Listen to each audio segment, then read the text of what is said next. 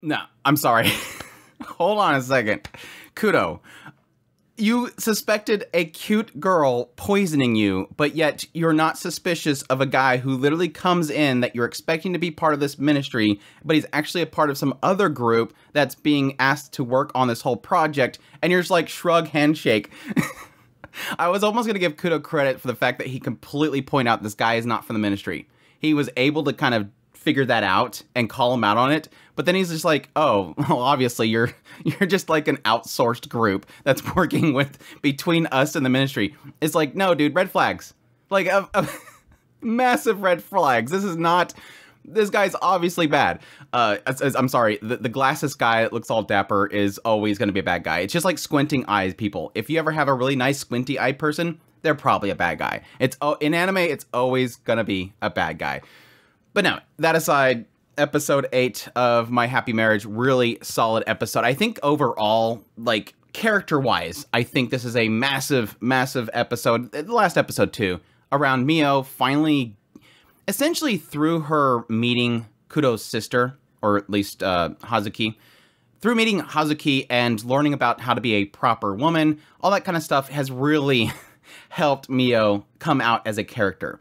And I love that because, as I mentioned before in previous videos, I was getting a little bit frustrated with Mio. While understanding her character, it doesn't make it an enjoyable watch when they're not really progressing.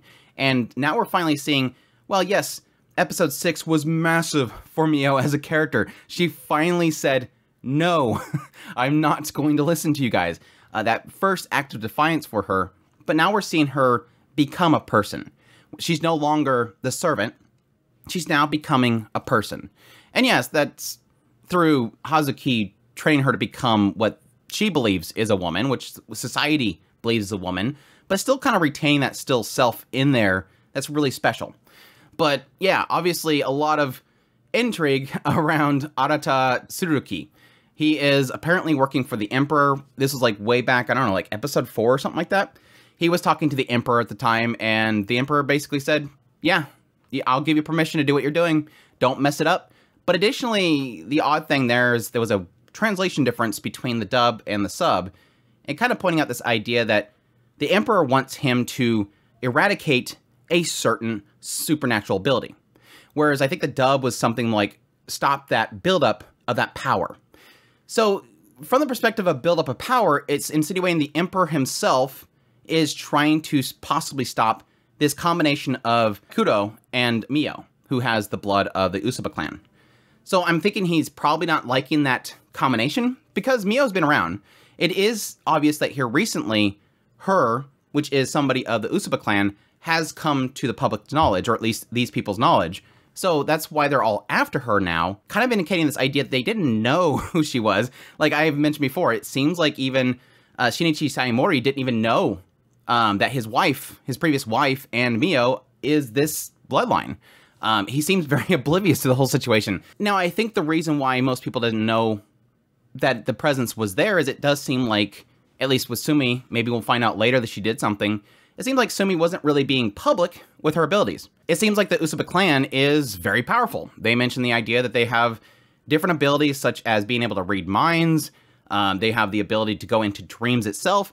It does seem like Mio's power is mostly centered, so far that we've seen, centered around the idea of in her dreams. So it kind of gives an indication that it's dream related. My current thought process here is that I don't think that Mio ever awakened to her abilities because there was no necessity to. They've kind of mentioned this before. Kudo's talking, and he's talking about the fact that the grotesques are kind of mostly gotten rid of. Like they've been doing a good job of taking them out. And they have the grave where they're all sealed away. It seems like things are very peaceful. They even had this fact that when he had the recruits there, the recruits were joking about how it's not like we'll ever get sent out because there's no grotesques. There's nothing to fight. So I would assume that the reason why Mio this whole time hasn't really been doing anything is because there has been nothing to really communicate to. My prediction right now with what her ability is that she can either sense or communicate to the grotesques. Because every time that her power awakens that she's sleeping, she's in a dream state, and they come to her and they talk at her. And they haven't really given an indication that any other person has talked to a grotesque. So it kind of gives an indication that Mio can either communicate to them or she can sense them. And I don't know how that's going to be all that special to the grander scheme of things. It's obviously that everybody wants the Usuba clan because they seem to mention the idea that it's a dangerous family, they are able to read minds, able to pry into memories, and slip into dreams. I would assume there's probably somewhere in there, since it's all typically mind-related, there's possibly even an aspect of being able to control minds. It's been specifically kind of kept to the idea of kind of veering into somebody, rather than controlling them. But maybe they think the Usuba clan, maybe in the past, has had the ability to control. That's why they would be considered as dangerous. Reading minds is also dangerous because you're able to read into somebody's, like a politician, and be able to find information that they don't want being public. So it's definitely dangerous overall. Honestly, a lot of this stuff they're slowly bringing up about the Usuba clan is really starting to create that intrigue of like, well, why did Mio's mother just pop up out of nowhere? Why did she choose the Saimori family? It does seem like it sort of indicates this idea that it seemed like Mio's mother and father liked each other or loved each other. You would assume they loved each other somehow. Is it just the fact that Mio didn't show any powers that her father just became a jerk? My assumption right now is that I don't see somebody of this Usuba family just popping up out of nowhere. It kind of gives this indication they're hid away, they're away from the public. Then out of nowhere, Sumi shows up and specifically goes to the Saimori family. What it's sort of piecemealing for me is this mindset that there's a possibility that this is all planned. That Mio's mother chose the Saimori family, or she was assigned to go to the Saimori family. Why would she go to the Saimori family? Is it a possibility that Mio's power is a combination of both families? They're indicating that Mio's mother, the Usuba clan, their bloodline is specifically of the mind. They're able to peer into the mind, they're able to go into dreams, they're able to tap into memories, or, and again, we're kind of indicating this idea of possibly controlling minds. Well, what is the Saimori family? The ability to see spirits, grotesque specifically. I don't know if they've specifically said they can see spirits, but they're seeing grotesques, and grotesques are essentially spirits that have been corrupted. So let's just say spirits. Is it a possibility that her mother went to Saimori family to breed somebody who would be able to see and talk to spirits, specifically? Is something coming down the line that they knew it was coming, and so they sent her there? There is people that see into the future. I mean, the prince is an example of that. So there's a possibility the prince, somebody with the same ability that the prince has, seen something coming up in the future and was basically preparing for it. But yeah, now that Mio is pretty much public at this point, it does seem like there's a lot of emphasis on the emperor trying to get her. Now, it does seem like the prince isn't involved. It does seem like whenever we do get a glance at the emperor himself, it never has the prince present. So I do think there's a possibility the prince himself can possibly be sort of a good party in this whole situation. Somebody to step in when everything goes a heck. Because yes, having an emperor wanting something, it makes for a lot of people unable to stand up against him. And I think that prince will be sort of that middle area to sort of keep things in control once everything hits the fan. Because obviously the emperor is going to get more and more desperate. And I think the prince is going to be the one that steps in and ascends the throne and takes control of things. But yes, that leads into my curiosity around the prince himself and this idea that I sort of dropped this indication that his power is not fully awakened or stabilized because he hasn't ascended the throne. What does a throne have anything to do with the power unlocking? Is there something special about the throne? Do they have a location that only the emperor himself can go to that enhances their ability?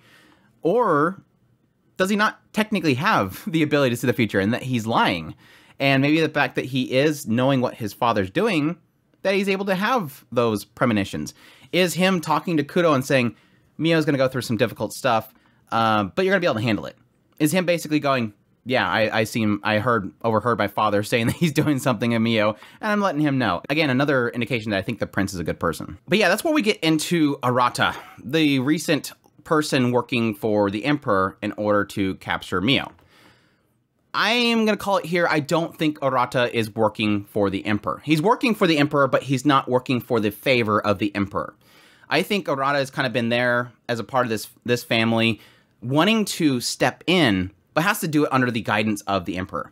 So now the emperor has given the okay, he can go after Mio, exact his plan, do all this stuff that's obviously crazy, like breaking the grave, which again, I think the emperor is giving him the okay to do. Now that he can do all that stuff, he can capture Mio for his own benefit. I don't think he's getting Mio for the emperor. I think he's getting him for himself.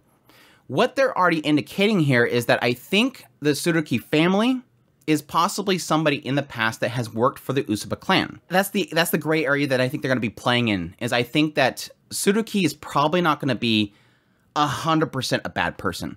I think what he's going to be is, again, a guardian of the Usuba clan. So I think he's going to be the one that's going to create that love triangle that these types of stories loves to get into, this idea of the Prince Charming, and then you have the somewhat Prince Charming that conflicts with each other, and eventually Mio decides to keep with Kudo. The reason why I think he's probably like a part of some sort of family that used to guard the Usuba clan is because he's talking about this idea that he wants to get Mio. He will protect her, and then he's standing in front of a cherry blossom. And the cherry blossom has kind of been this thing that has sort of been an indication of something significant to Sumi, Mio's mother.